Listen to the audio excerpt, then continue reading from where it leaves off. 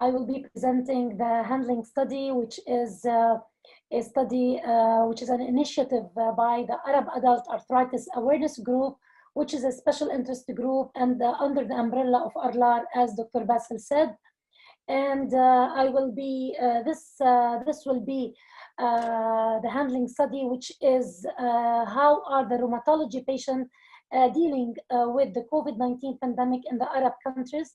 I want to thank the steering committee in which they are from different Arab countries. The objective of this study is to evaluate the current difficulties faced by the rheumatology patient in the Arab countries during the COVID-19 pandemic. The methods of this study, the steering committee formed among the AAA members designed a 15 item questionnaire, and the AALAR scientific committee was responsible for the scientific review and the validation. The AALAR representatives disseminate this questionnaire on the AALAR social media and patient association within 15 days. The AA group also advertised this questionnaire through the AAAA network. So this study was grouped according to 3 countries of residence, which is the, as you can see here, our Levant and the Gulf and the North Africa, among 15 countries, which with a population of 333 million. And we will see the responders from responders for this study. As you can see, among from 8 May 2020 to 22 May 2020, we had the 2,190 a total of who participated in this survey, and they completed this questionnaire. Five responses with missing data, and 22 responses from non-Arab countries. Both were eliminated. So the total who were analyzed, 2,163 patients. And you can see here, the participant according to the country. We have the main countries are the Iraq and KSA and Egypt here.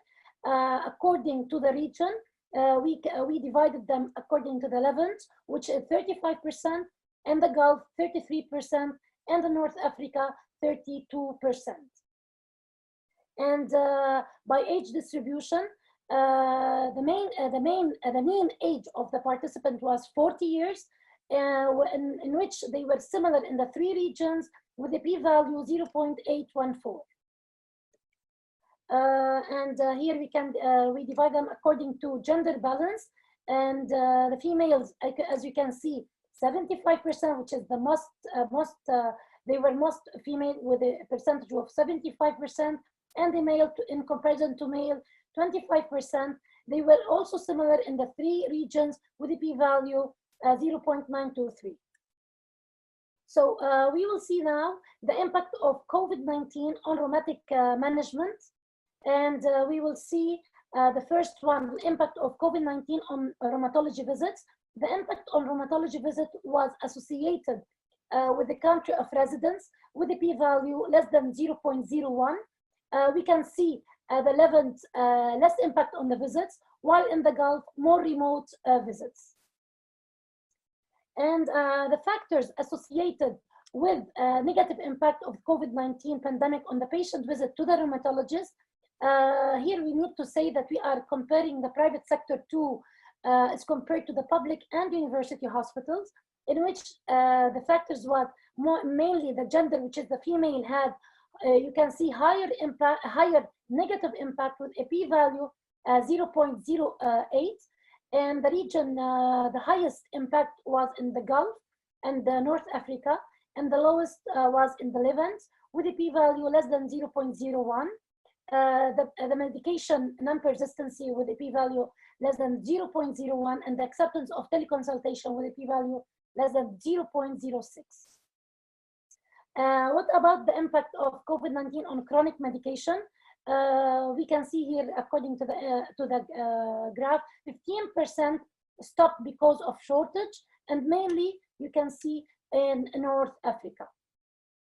What about the impact on access to hydroxychloroquine? Around half had difficulty of access on shortage, and mostly in North Africa. What about the impact of COVID-19 on precaution during the visit? More masks were in North Africa, and you can see more gloves in Levant and Gulf, and around 10% take no precautions. What about the impact on mental health? We can see 76% had some impact on mental health, more in North Africa, and 50% had a minor impact on mental health. What are the factors associated with negative mental impact of the COVID-19 pandemic? The impact on mental health was associated according to the region, and it was highest in North Africa with a p-value less than 0.01. What about the impact of on the income? 60% had impact on the income, and it was less in Gulf, as you can see in the chart. Then we will be talking about the personal infection with COVID-19. The infection with COVID-19 was statistically correlated with the country of residence with a p-value 0.09. Among the, as you can see here in the diagram, among the 58 cases, 28 were in Levant, and 13 were from Gulf, and 17 from North Africa. Now we will be talking again, like the previous study, about the attitude toward the telemedicine. And here we can see the main question was asking the patients, would you accept to have a teleconsultation? And the result was 98.8 accepted, and 50% they said through internet, and 48.8 through a telephone contact. What is the source of information about COVID-19 that you were following? Mainly 73%, as we all know nowadays, is about social media, which is we need to know that social media now acting very, it has a high impact on our patient.